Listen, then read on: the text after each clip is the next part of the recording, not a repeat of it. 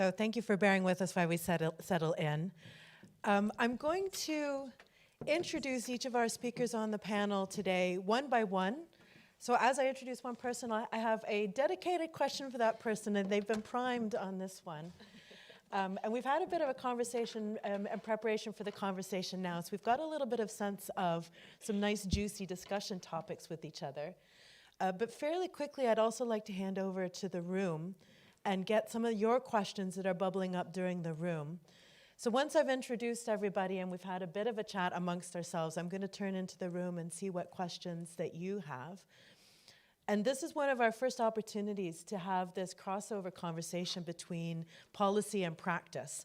And because we've got these really strong themes throughout the conference about the ethical considerations, we're going to kick off at that level within this conversation. But don't be shy to bring it down into the practical with your questions. And just to give us a sense of who's in the room, can I ask to put up your hand if you feel like you have it in your sphere of influence to put policy in place in some fashion? A funding body, a research council, a ministry, you're influencing policy in some way, helping give shape to it, advising it, informing it. Great. And those of you in the room that are looking to those policies to give you the space, the support, the acknowledgement of the value that you do, opening up the stuff to be able to do what you do. I think I saw some double hands. Who put up their hand twice? No double hands? Okay. Yeah, it's quite an even mix in the room, so that's great. I look forward to having conversations first here, but then here. So I'm going to introduce Juliana first, Juliana Chaves Chaparro, and I hope I haven't tortured your name.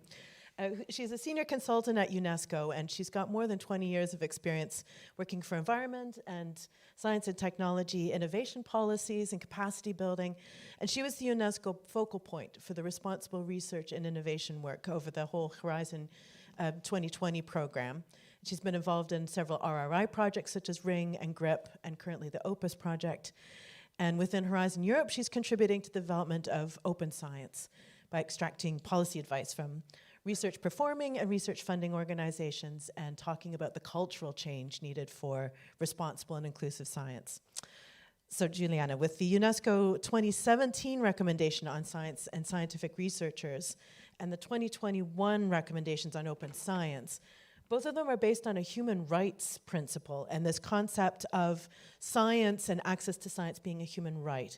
Can you speak a little bit about that and how it relates to the research funding innovation that we're talking about, progress in participation and research funding? How does this touch on human rights aspects?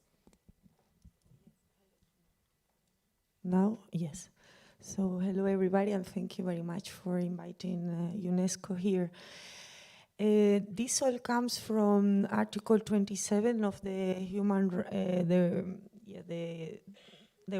Universal Declaration of Human Rights back in '48, and there is an Article 27 where it says that that everyone has the right to freely participate in and share from the advancements in science, and also the right to be protected from the misuse of this advancement. So basically, UNESCO, as the UN agency in charge of science and technology, has this idea of science as a common good and and then the human right-based approach. So on this recommendation on science and scientific researchers, that was the update of the 1971, that already was one of the pioneers at the global level. There is a specific key science as common good and how it has to be open, the need for science to meaningful interact with society and vice versa. So it is not a question of willingness, and talking about RFOs is a right for everybody, and there is this recommendation from 2017 that is opening this door and is setting global standards to do that, and policymakers to enable this to happen. We also have the recommendation on 2021 on open science, which is in the same line, opening up to public engagement and to society and to the interaction between knowledge systems also, not only academia, but also indigenous and local knowledge. So this is basically the framework for this to happen. Thank you. That's excellent. Anna Floor Scholvinck, I'd like to introduce you next. She's a senior researcher at the Rathenau Institute in the Netherlands, and you're specializing in public engagement and public engagement with science and public trust in science, evidence-informed policy making, which citizen science plays a really clear role in. And you were seconded from Rathenau to UNESCO during the drafting of these open science recommendations.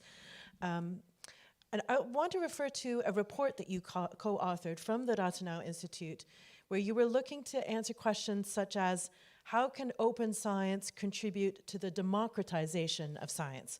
And what is meaningful public engagement?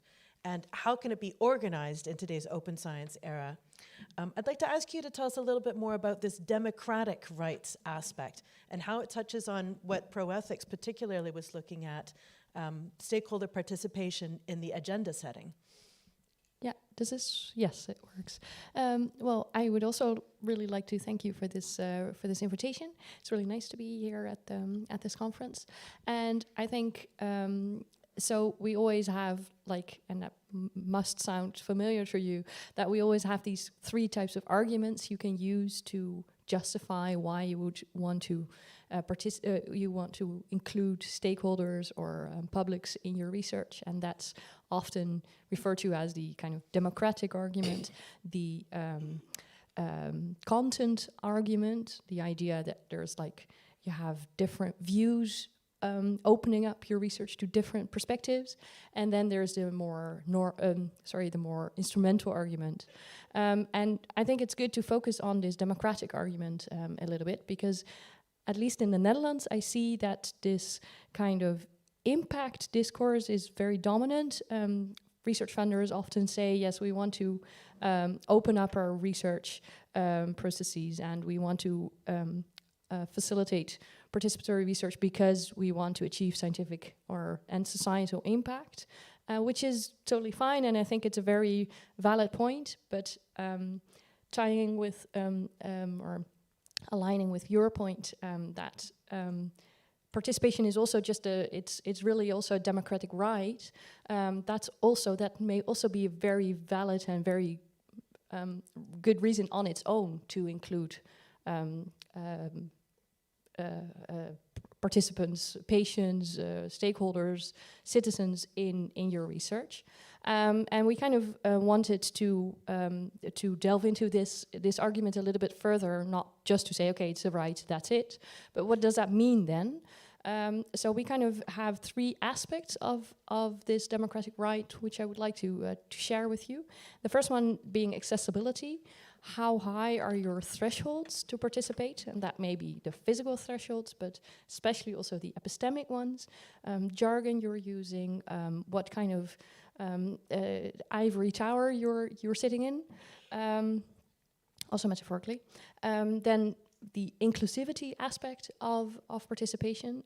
Are all the relevant groups or individuals of participants at least invited and ideally also represented in your citizen science project? And then the last one, and that's maybe not as obvious, that's also, do the participants have a say themselves in the role they're playing? So it's not you inviting them, let's collect data for me, but it's really, are we having this conversation also on a meta level? What can we do together? What role would you like? Does it fit in your daily schedule? So having this conversation, and then if people say, yes, I just want to collect data and that's it, totally fine. Then we can have a meaningful collaboration. But you do need to have this conversation first of having a say in each other's role. So that's, I think, kind of aspects of this, of how you could put this democratic right to participation in practice. Fantastic, thank you. I'm going to jump down to the end of the table to introduce James. James Morris is a senior policy officer at Science Europe. It's the Association of Major National Research Funding and Research Performing Organizations in Europe. And at Science Europe, he's leading the organization's work on the broad topics of research culture and research assessment. So, James, you've been involved in studies on research assessment practices and the development of recommendations to improve conditions for researchers and research activity, including issues of integrity and ethics and public engagement. Research assessment practices often have a focus on quality or excellence and impact. Can you tell us a little bit more about how these stakeholder participation activities that we're talking about are contributing to these concepts of excellence and quality? Yeah, thank you very much. Firstly, thank you to the organisers. I think it's been a fantastic conference so far. At Science Europe, stakeholder participation, citizen science has been a cross-cutting topic for us so far, but we're turning it into its own specific discussion. We're just starting that process. And so I think hearing some of the calls that were made for action from funding agencies yesterday was really important for us, and we'll take that forward.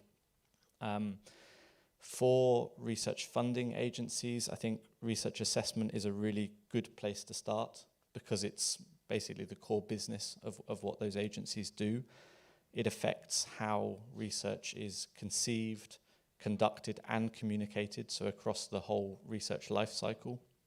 And when we talk about any of our policy topics, so from research assessment, culture, open science, citizen science, one of the focuses and one of the high-level priorities across our membership, so from our big funders to some of our smaller national funders, is the promotion of research quality.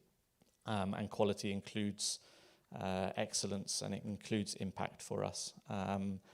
And I think it was also good to hear yesterday that COARA was mentioned, the Coalition for Advancing Research Assessment.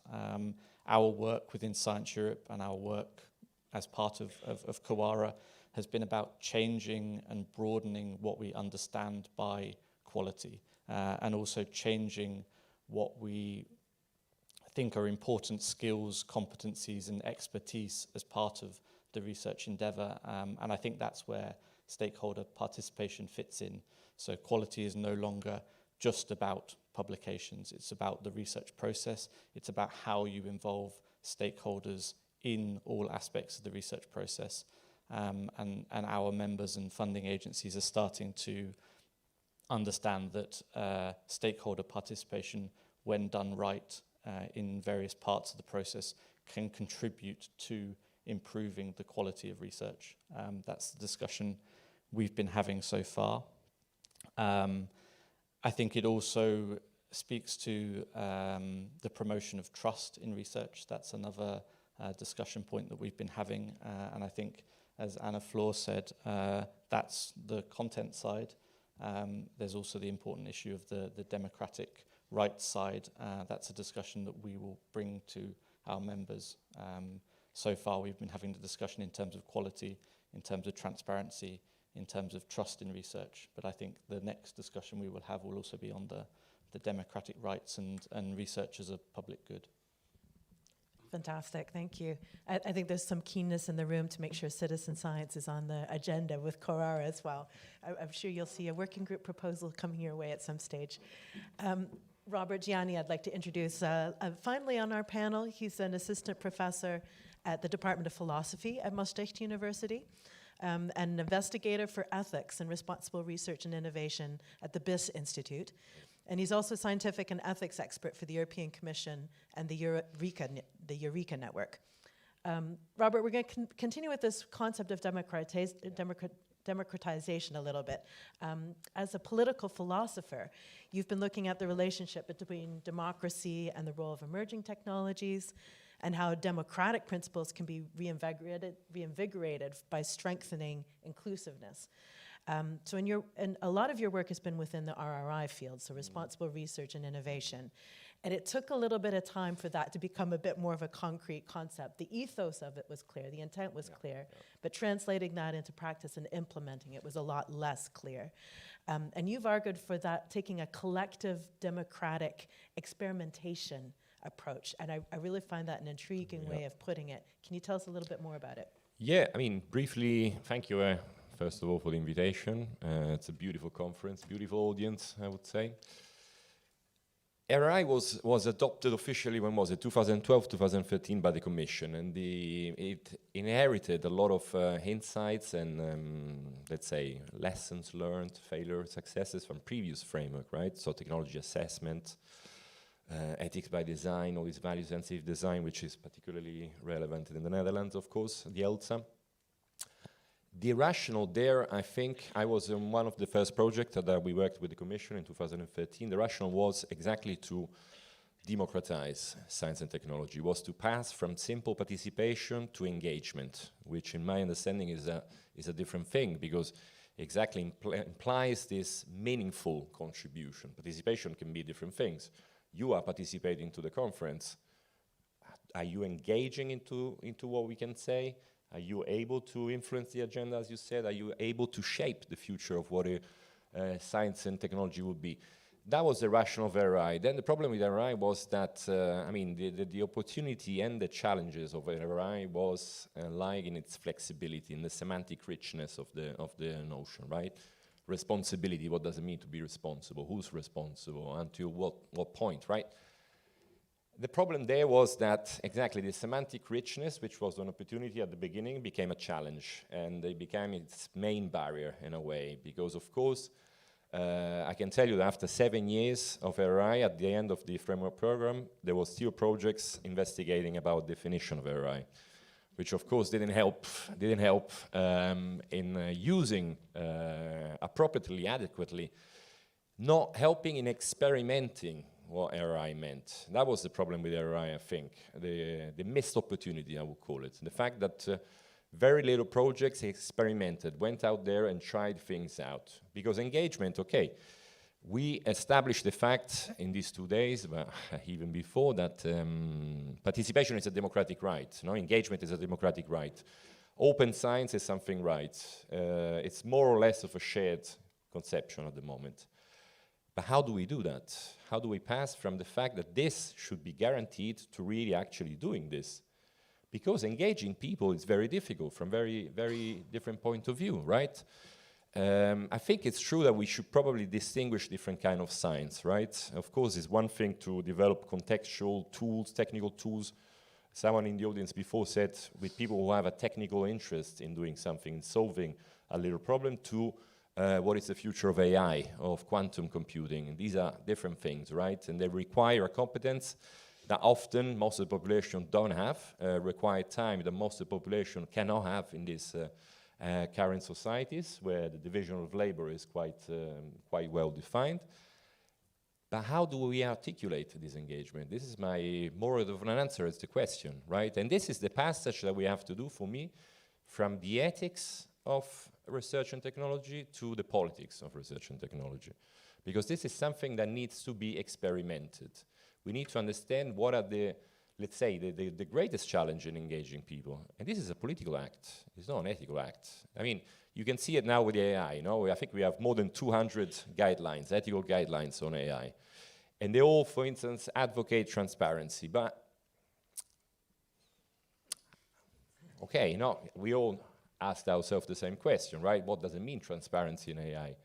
How many of us are able to understand such a technology, such an aggregative, cumulative technology? And the fact that you can see something doesn't mean that you can understand something? Not necessarily, right?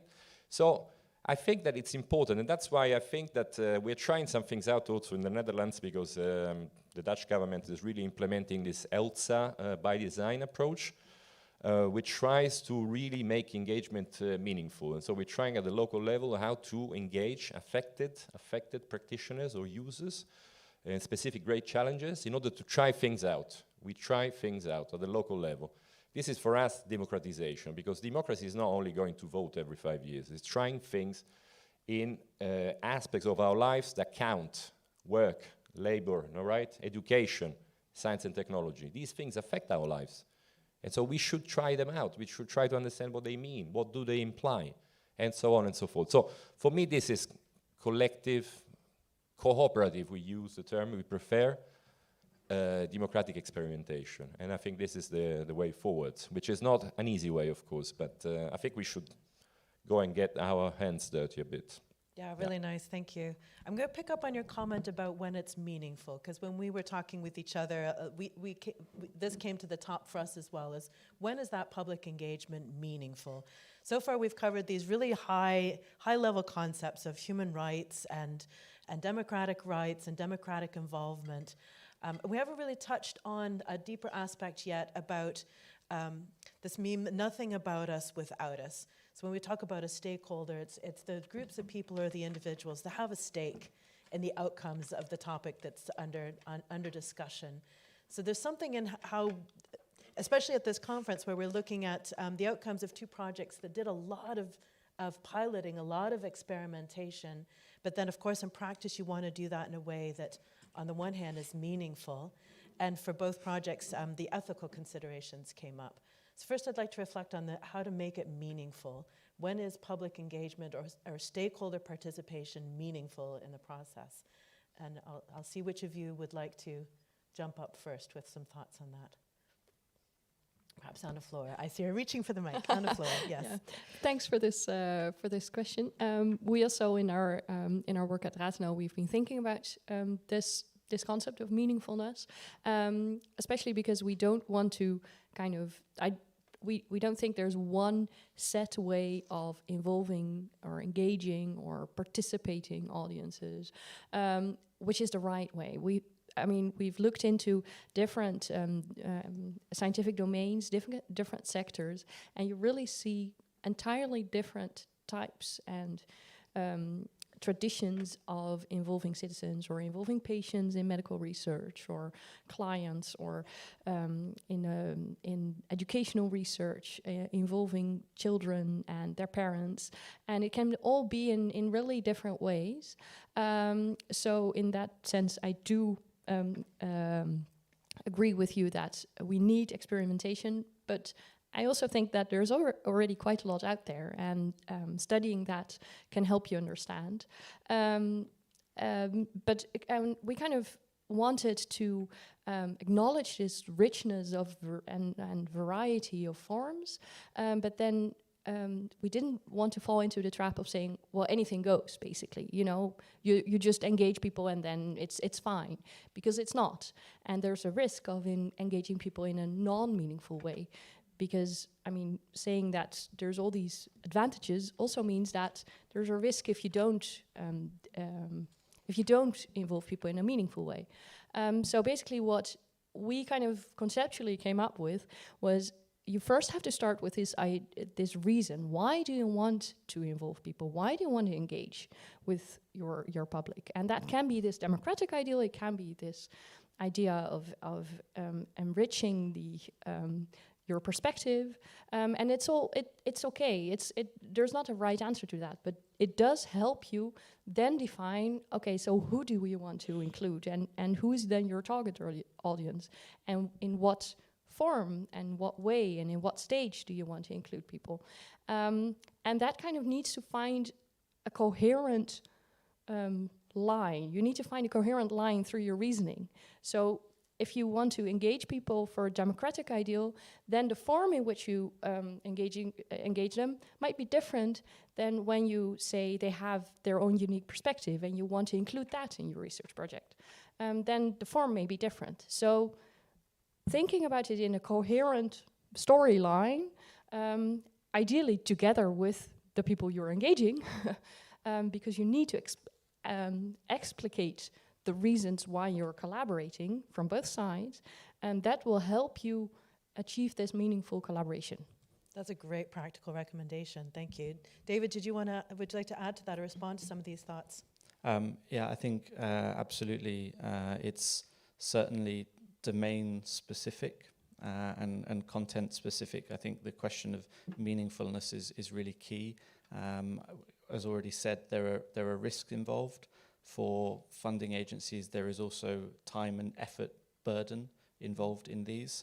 And so it's not about doing everything all at once. It's about prioritizing where it's most meaningful and starting there. And I think that's an important conversation that funding agencies can have. Why do they want to engage stakeholders in different parts of their processes? Where should that be prioritized first? What are the learnings that can be taken from that and implemented in different parts of the process? So I think that's a really key conversation that can be had within our members. Yeah, that's a good iteration of a point that came up yesterday in some of our conversations, that either you're going very broad and then maybe you only have a light touch and you reach many of the people you usually reach anyways, or you go much more deep, which takes a lot more time and consideration. And maybe it's in those types of cases that the ethical considerations start coming to the fore a little bit more, and what you need to take into account. And you mentioned that there's some risks that also need to be taken account from the funder's point of view, but also from a practitioner's point of view on the ground, or the groups, regarding the groups of people you're engaging with.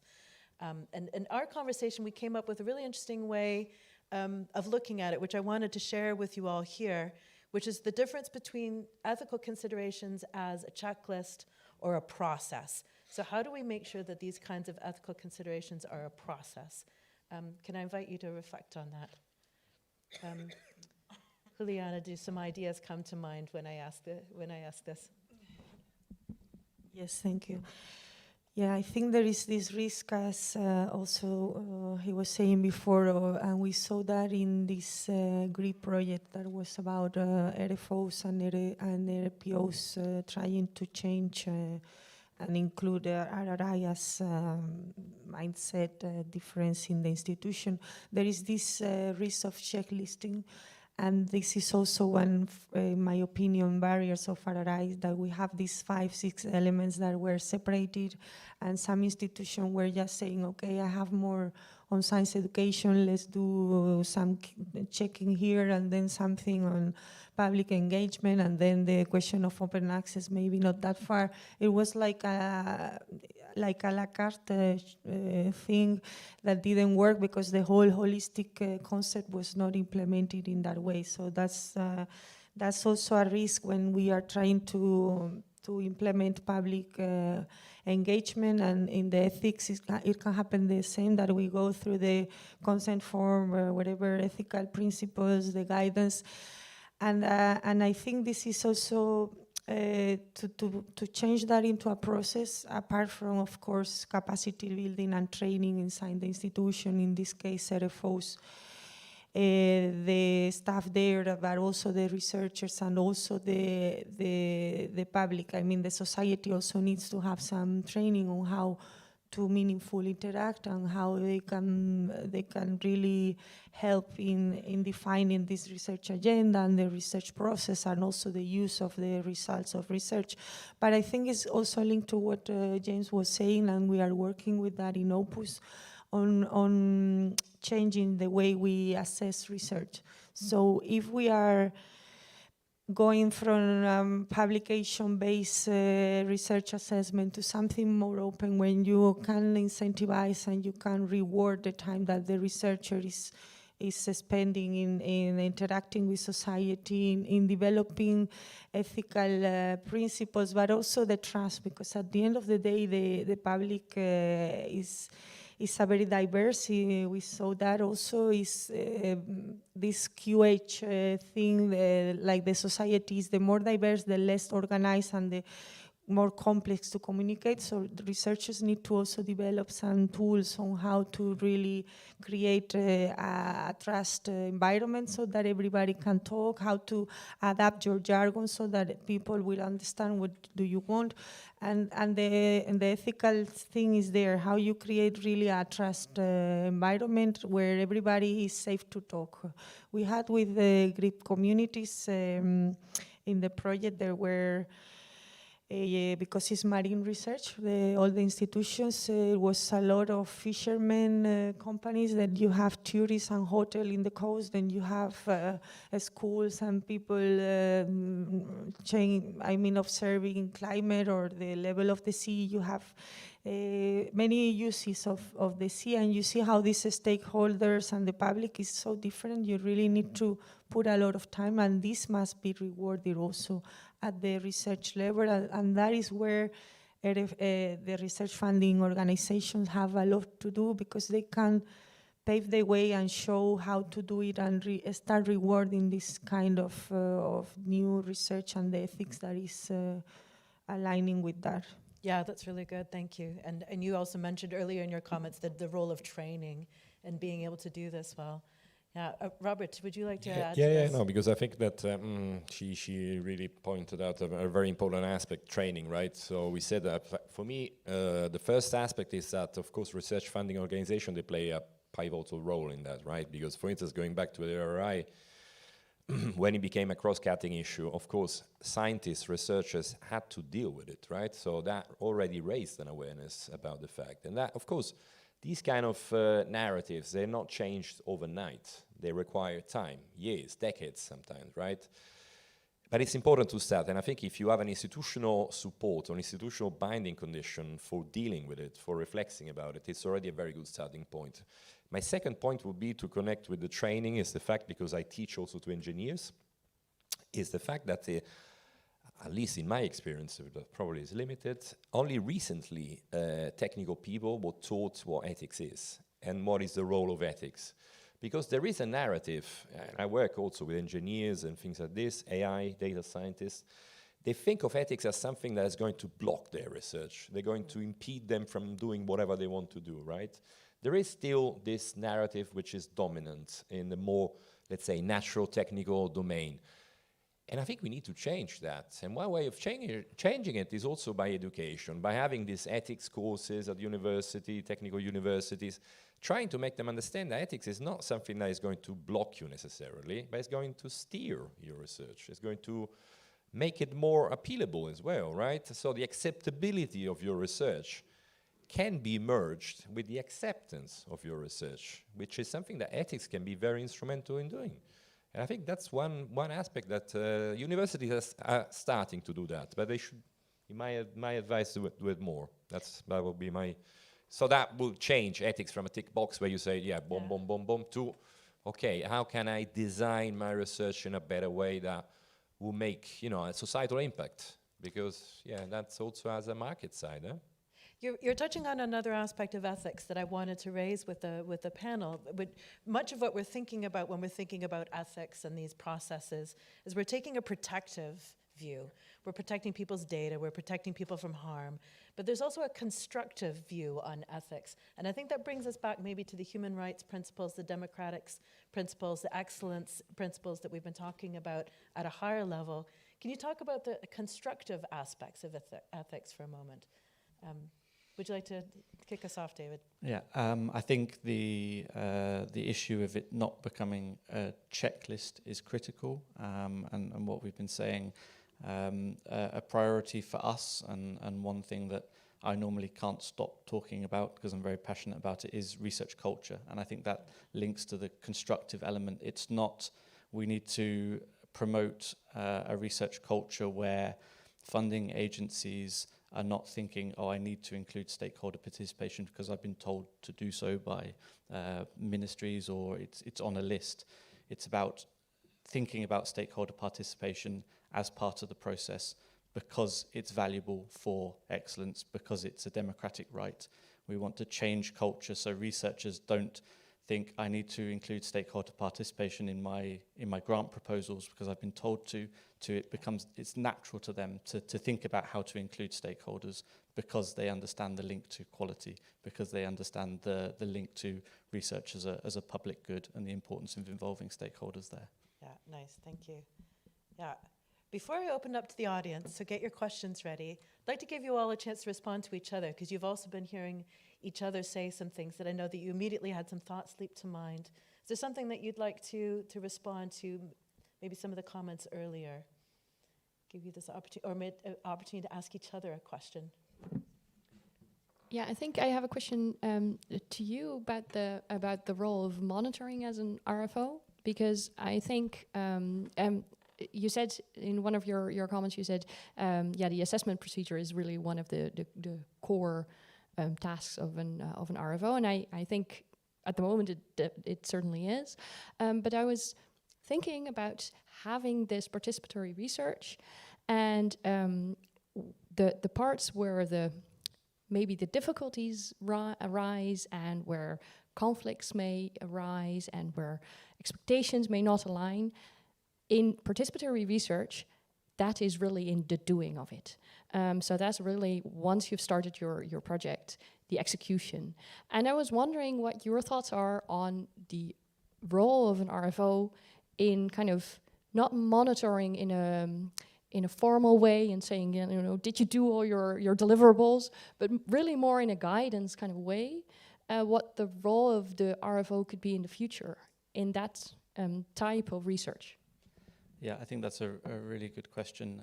And I like what you said, not in a kind of overbearing monitoring way, but more of in a supportive function. I think that's really key. One thing that our members and funding agencies find really useful, and from yesterday's conversation, I think there are a lot of good practices out there, is building this evidence base. And so when we are implementing and monitoring research that's being funded, it's about supporting and knowing what the good practice is there and learning together.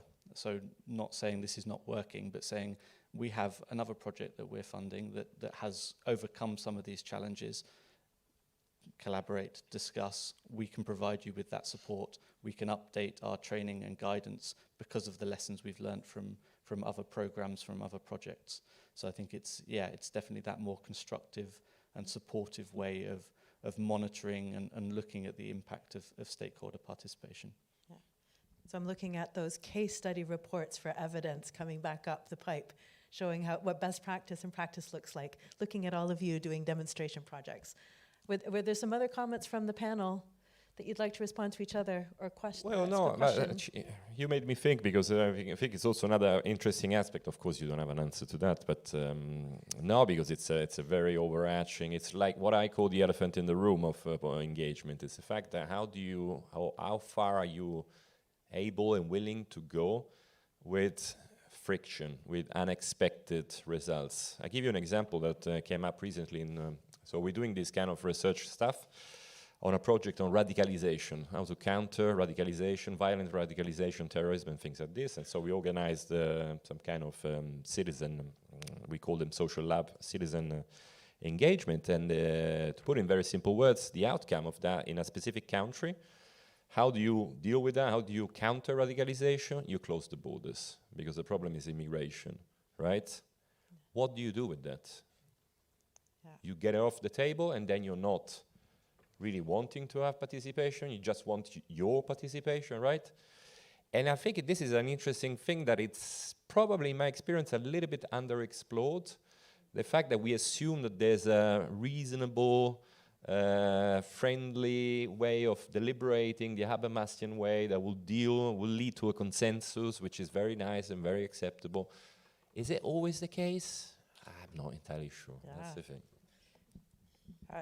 I see you nodding, Juliana. Would you like to add to that? Yeah, we work for peace at the end, so we have all these subjects like mainstream and cross-cutting. I think the reply, one of them is not like always a good one, but diversity. If you have a lot of diverse stakeholders in front of you, one may have that opinion, but the other might not have it, and it's also part of the recommendation to get more focus in marginalized groups, so migrants, LGTB, old people, junior. I mean, when you have a real diversity in front of you, this might reduce this risk to have just one perspective. And it's, of course, more complicated to engage them because they don't have much time. They need to work harder, and they get paid less, but there are ways to do it. And when you really touch on something that they feel it is helpful for them, and they are really having this power to get into decision making, somehow they are considered, they have a different reputation in their community. It is a way to go. But of course, social sciences are important, and I think we all need to learn how to do that. It's not easy. Yeah, indeed. Do we have some questions or comments in the audience? I see a few hands over here. Is there a microphone on this side of the room? Do we have all the microphones? Do you need to claim a microphone back? Thank you. Hope it's not a question for us. Well, we still have two at the table. Thank you for this wonderful discussion. Very inspiring. I have a question that is probably more directed to the research funders or those people who are looking what research funders are doing. But actually, I think all of you might have an opinion to this. I'm really curious about these new insights by, or for example, the European Commission that in order to allow more different types of participants or non-scientists having a stake in the decision making, more ownership, if you will, to install this new instrument of the cascading grants, right? So where research projects receive money that they can afterwards distribute to also non-academic institutions like NGOs, CSOs, and so on, to do the research and to have also more responsibility and ownership. And I wonder whether there are already some kind of reflections. Did that help the participatory approaches, these kind of diversifying the responsibilities? Is there a response at the table to this? Can we get the mic down to David? Yeah. Thank you. I don't know whether it's maybe too early to say whether the kind of cascade funding has had that kind of impact, but I think you raise a really important point that one of the aims of that and one of the things that can unlock is greater participation in that decision-making process. That's part of the innovations in the way funding is distributed.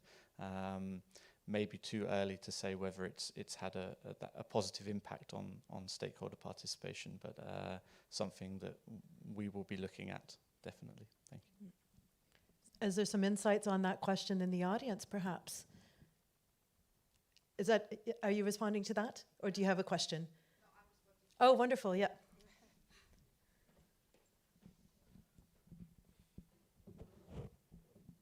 On this, I mean, me and Gefion here in the room, we have closed not so recently the action project, which did a cascading call on citizen science. We are running Impetus, which is running cascading calls for citizen science.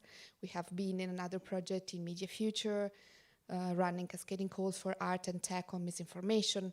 So, short answer, we are very happy to share links and reference to the deliverables and reports on that, but my preliminary answer would be yes. All of those actors that were able to be financed in this way will not be able to access directly to H2020, H-Europe funds just for the capacity and how they work. So in terms of diversifying the type of actors that are engaged in science and research and in stakeholders engagement, I think this is definitely a positive experimentation.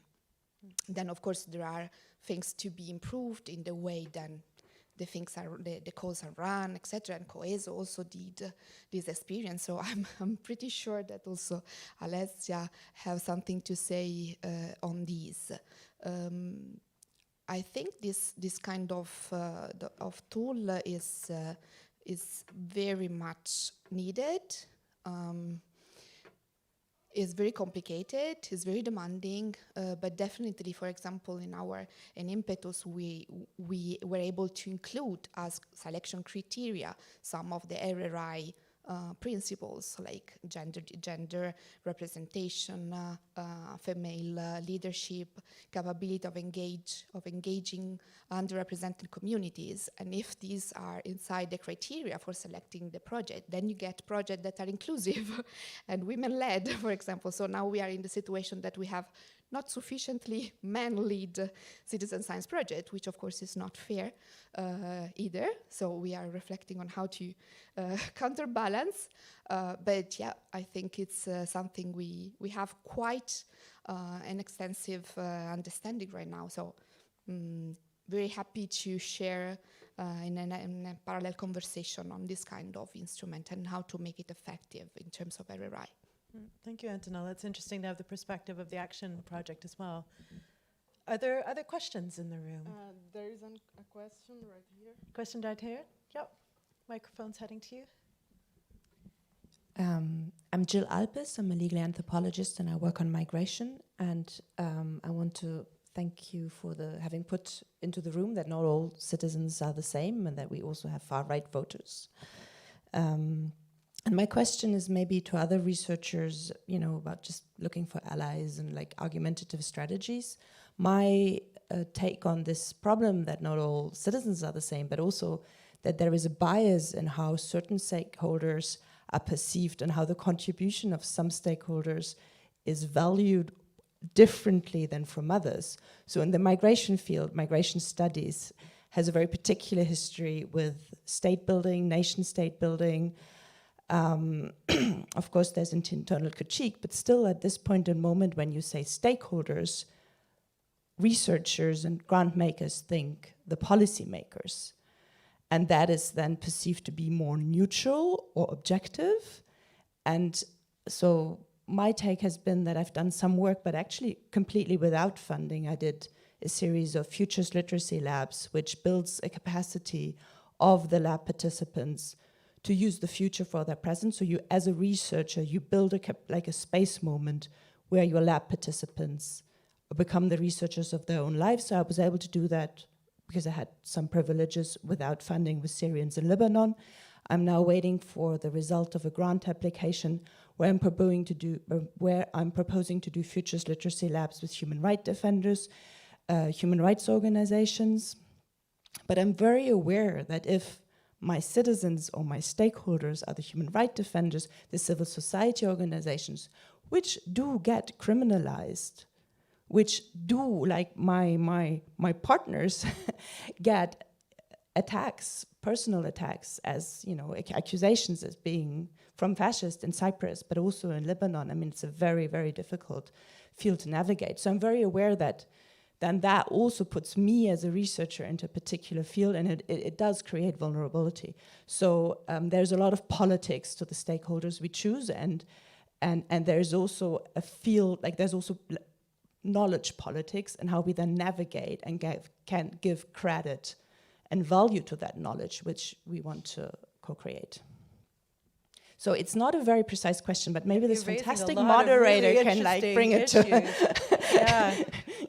Yeah, I think I'm thinking both of the fact that Robert, you did quite a lot of interesting work with the social labs structure, and Juliana, you've also been doing really interesting co-creation work in the African continent. I think perhaps both of you have some interesting insights into some of these questions that you're raising. Would either of you like to comment?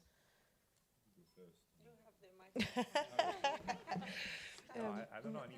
I need to reflect a bit on this because, of course, there were a lot of insights. I don't know. No, I don't know what to. I really need to think because it's really lots of materials that you put on the table there. I mean, for me, it's very interesting this side of conflict, which is often not very present. Criminalization of certain kind of stakeholders. I mean, I'm Italian, so. We have a long tradition of this, unfortunately. I'm still reflecting also because of your response. So if you give me a few minutes, maybe I can articulate a bit better. Cheers. Good luck. Thank you.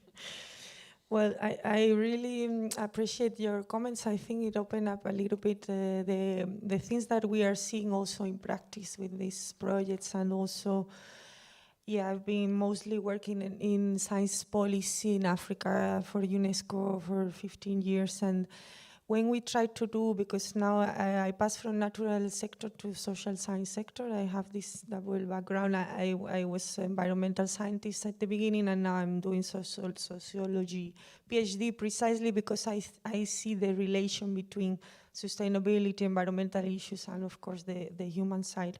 And also because we start to do this, there is a publication called Designing Science in Africa, but we had a project in 5 countries where we had to develop science policies, and and we wanted to do it in an inclusive way, and we had all these stakeholders, discussion groups and things, and we were lacking of the tools and the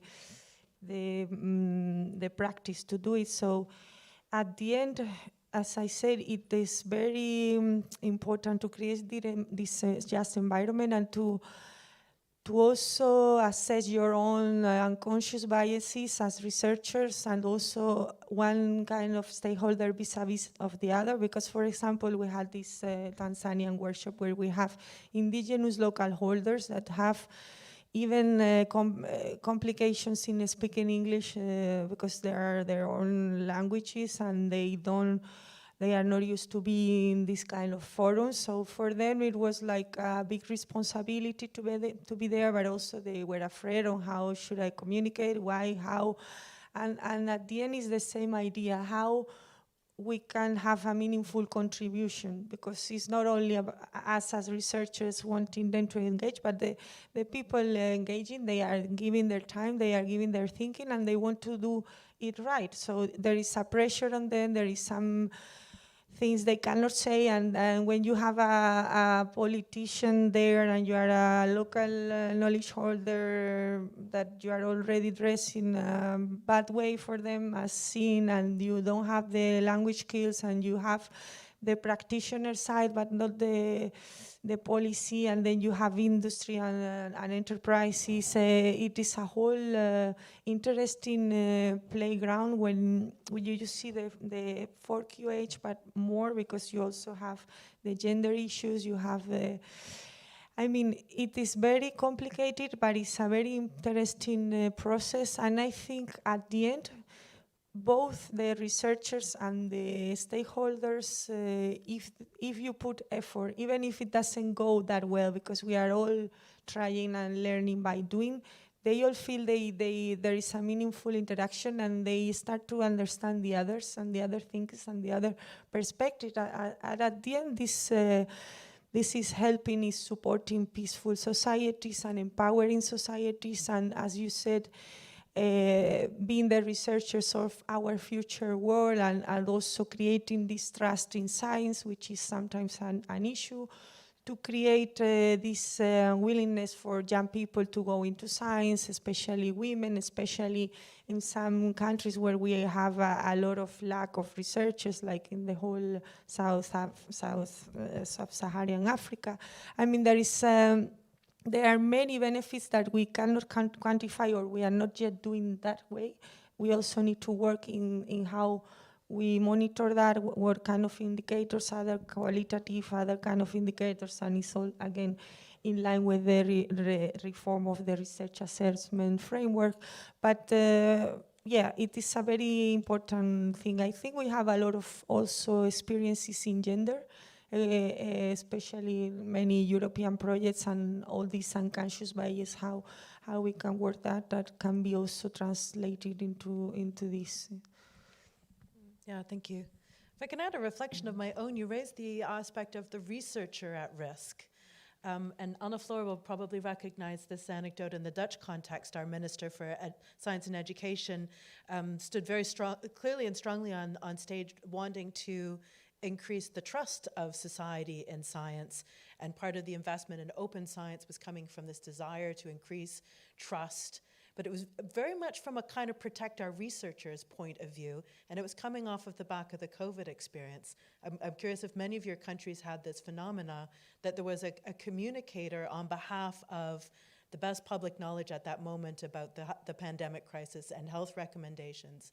And this person became a really important communicator that everybody was watching, but also became very exposed. Many of these people in many countries were also under a kind of attack, certainly on social media, if not, in some cases, much more direct physical risk. And so some of this sense of wanting to improve trust in science was to protect the scientists. And you're describing a scenario where an individual researcher might be putting themselves at risk to a degree. So it's an interesting concept. Does this connect back with something had maybe prepared in the meantime, Robert, to add to the conversation, or put Robert on the spot again. I see that they're throwing at me. Our philosopher should be able to spin No, a thread. Yeah, no, not really. No, I mean, it's true. I mean, this comes again. Yesterday, someone, René, I think it was talking about COVID, and how do you do open science and engagement with major events like COVID, for instance, like, where the controversies and the opinions were diverse. We had very diverse opinions on this, right? And then what happens to the scientists? How do you make that connection between the scientific, let's say, aspect and the more value-based aspect, contextual-based aspect, right? And how the two things happen. I don't have an answer to that. I think that, as you were saying, probably diversity is one of the key answers. But I don't know, it's difficult. For instance, we are working on a project on poverty, and therefore even there we need to engage people who are affected by this plague. But how do you do that? Because these people, for instance, they do not trust academics, they do not trust policymakers, right? So it's very difficult to, at the same time, include people who are affected, deeply affected by this kind of dynamics, and at the same time, not excluding them because they don't want to participate, because you cannot force someone to participate, right? That's also another aspect, This is also our assumption that people are always outside of the door wanting to get in. Yeah, I want to participate. No, probably not all of them. But it's important. I mean, going back to the thing, democratization means that also for us. It's the fact that if you do participate, if you do enter into a room where your say will have a meaning into, let's say, an impact into the agenda, then I think there are some effects that more optimistically or more realistically will happen. The first one is that you will learn how to exchange opinions with other people, right? This is something that also you learn by doing. The second thing is that you will increase your awareness of the different perspectives, of different ways of dealing with the same problem, with the same topic. You will get used to interacting in a democratic way. And also, probably, maybe I'm a bit optimistic, you will start regaining that trust that for most of the vulnerable parts of the population, it's lost towards the institutions, towards the academics as well, right? So understanding that you still are part of the society can probably increase that trust that in most cases is a little bit lost, I would say. Would you like to quickly add something? And then we'll make that, go ahead. And then we'll make that the wrap up with the microphones, and then we'll continue the conversation over coffee, I think. Yeah, I'll quickly add to that. As you introduced me, I've also been doing some research into trust in science, and we actually even have empirical evidence for this. So there is this group of, there's of course lots of different reasons to trust or distrust science, and there's also lots of people who trust some parts of science and some parts who distrust other topics and scientific topics. But there is this group of people to whom there's just a big distance, social distance to science, scientists, the scientific world, the scientific reasoning. And in one of my research projects, we did focus groups with people to discuss their trust in science. And we also had one specific group selected of people who just said they had little trust in science and that they would give their trust 5 or lower or something on the scale to 1 to 10. And then we had a 2-hour conversation with them on what conditions do you trust science and why would you trust scientists who say this or that or whatever. And then at the end of this conversation, and it was all used on, we had like case studies and they were all fictional. And at the end of the conversation, we told them, okay, so this we are the Rathenau Institute. Well, no one knew the Rathenau Institute. It's okay.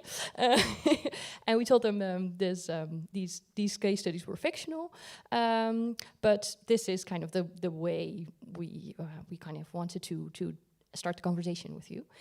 And then there were some people really saying like, even though it was fictional, so it could have been about anything, it could have been about Disney, but they really said, okay, so this is the way science works, this is the way a university works. I really feel a bit more confident and have more faith in this. And it was just talking to these people, having a nice, constructive conversation for 2 hours, some coffee, that was all that was needed, really. So of course, I'm not saying that you can, get everyone to the side of science, and I'm not even saying that that's a good thing, because sometimes there's good reasons to distrust science. But it was just having a conversation, really, not in this type of room, but in a normal room with coffee. That was, it's not that hard. That sounds like a perfect takeaway. Take the time to have a conversation over a cuppa, which is what we're going to do now. But first, I'd like to thank the panel. Thank you so much for sharing your expertise with us.